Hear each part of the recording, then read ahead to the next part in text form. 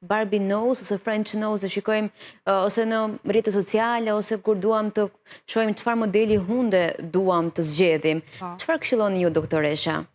Atëherë, ekzistojnë shumë terma në fakt që përdoren jo vetëm tek ne, por kudo në botë. Këto janë terma që kirurgu i vendos për të përcaktuar stilin e hundës që bën, apo stilin e punës që bën.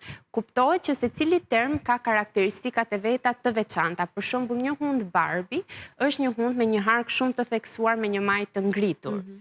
Business woman nose është një hund e cila ka një kurriz më të drejtë, këndi nazolabial, pra që lidh buzën me hundën, është diku 95 gradë, 100 gradë. Pra janë të gjitha karakteristika që ne i diskutojmë dhe deri diku kjo është mirë dhe për pacientin, sepse ai nëpërmjet këtyre termave na orienton drejt stilit që pëlqen të hundës, dhe gjithashtu ne i vendosim një term marketingu për të tërhequr pak apo për të reklamuar punën tonë. Në fakt ekzistojnë shumë polemika për hundët Barbie, nuk e di pse ndonjëherë dhe antireklamohen këto terma, por për ne një rinoplastik quhet e arrirë në momentin që pacienti merr formën që gjithmonë ka ndërruar të hundës dhe në fund fare kemi ruajtur funksionalitetin e hundës.